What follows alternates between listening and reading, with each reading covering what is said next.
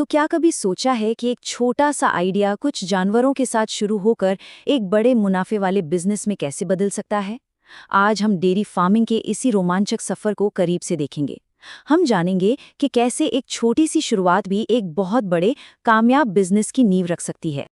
पर सबसे बड़ा सवाल तो यही है, क्या सिर्फ 2 पशुओं से एक मुनाफे वाला डेयरी फार्म सच में शुरू किया जा सकता है, या ये बस एक सपना है?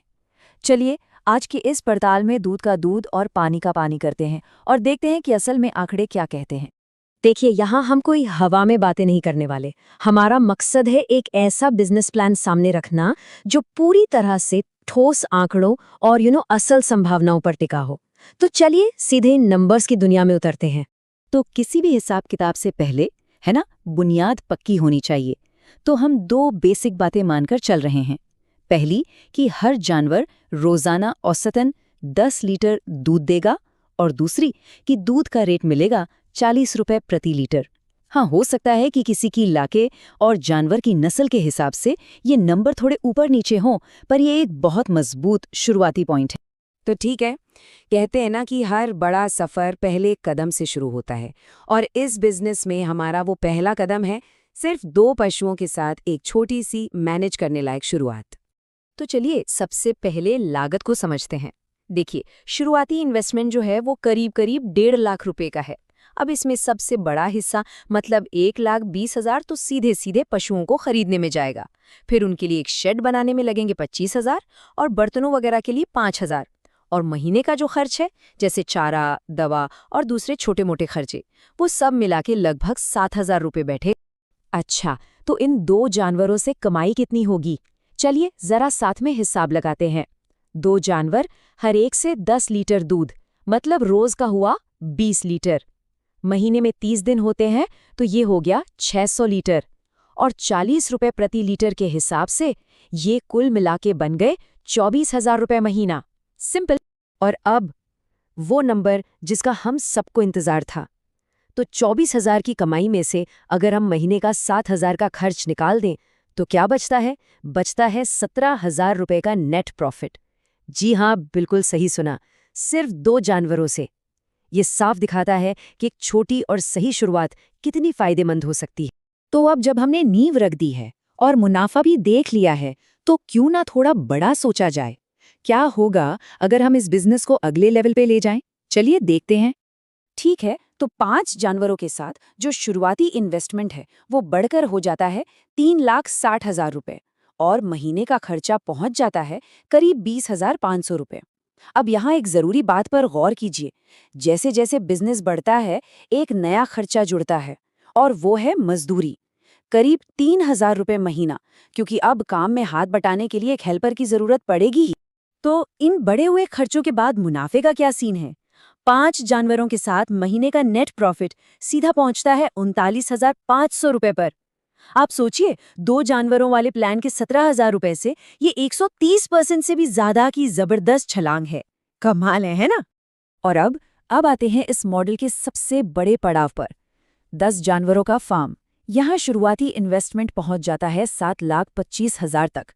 माना कि ये एक बड़ा इन्वेस्टमेंट है, लेकिन जैसा कि हम आगे देखेंगे, इसका रिटर्न भी उतना ही जबरदस्त है। और नतीजा ये कि 10 जानवरों से हर महीने लगभग 79,000 रुपए का नेट प्रॉफिट। ये एक शानदार आंकड़ा है। सोचिए, 79,000 रुपए महीना, ये तो कई अच्छी खासी शहरी नौकरियों की सैलरी से भी ज्यादा है। और ये कमाई अपने खुद के बिजनेस से हो रही है। ये चार्ट पूरी कहानी को एक नजर में दिखाता है। कितना पावरफुल है ये। साफ साफ दिख रहा है कि कैसे 2 जानवरों के 17,000 रुपए के मुनाफे से शुरू होकर ये सफर 10 जानवरों पर लगभग 79,000 रुपए तक पहुंचता है। ग्रोथ देखिए, हर स्टेप पर मुनाफा कितनी तेजी से बढ़ रहा है। तो क्या कहानी यही खत्म हो जाती है? अरे बिल्कुल नहीं। एक स्मार्ट बिजनेसमैन हमेशा कमाई के नए रास्ते खोजता है। तो चलिए देखते हैं कि दूध के अलावा इस बिजनेस में और क्या खजाना छिपा है। कमाई बढ़ाने के लिए ये कुछ स्मार्ट तरीके हैं। देखिए, गोबर सिर्फ कचरा नहीं है, ये काला सोना है जिसे खाद बनाकर बेच सकते हैं। दूध को सीधे बेचने की जगह दही, घी, पनीर बनाकर बेचें तो मार्जिन सीधा बढ़ जाता है। फिर बछड़े बछड़ियों को बेचकर भी अच्छी खासी कमाई होती है। और हाँ, अच्छी क्वालिटी का चारा खिलाकर दूध में फैट बढ़ाया जाए तो उसके दाम भी ज्यादा मिलते हैं। हाँ, इतना बड़ा इन्वेस्टमेंट देखकर शायद कुछ लोग घबरा जाएं, लेकिन घबराने की जरूरत नहीं है, क्योंकि ये सफर अकेले तय नहीं करना है। सरकार भी मदद के लिए तैयार है, जैसे कि नाबार्ड, जो डेयरी फार्मिंग के लिए खास लोन देता है। और तो और पीएमएसएमई जैसी स्कीमों से 25 से 50% तक की सब्सिडी भी मिल सकती है, जो शुरुआती बोझ को काफी हल्का कर देती है। नंबर्स अपनी कहानी तो कहते हैं, पर असल सफलता सिर्फ नंबरों से नहीं मिलती है ना। इसके लिए सही स्ट्रैटेजी और कड़ी मेहनत भी चाहिए। तो चलिए अब बात करते हैं उन फॉर्मूलों की जो इस प्लान को हकीकत में बदल सकते हैं। ये 4 बातें समझ लीजिए कि सफलता की गारंटी हैं। पहला, अच्छी नस्ल के जानवर चुनें। सिंपल है, वे ज्यादा दूध देते हैं और कम बीमार पड़ते हैं। दूसरा, उन्हें बैलेंस्ड चारा दें। इससे दूध की क्वालिटी और क्वांटिटी दोनों बढ़ती हैं। तीसरा, टाइम पर टीकाकरण करवाएं। ये आपके सबसे कीमती एसेट यानी आपके जानवरों को बीमारियों से बचाता है। और चौथा, साफ सफाई का पूरा ध्यान रखें और हर चीज का रिकॉर्ड मेंटेन करें। इससे मैनेजमेंट आसान होता है और सही फैसले लेने में मदद मिलती है।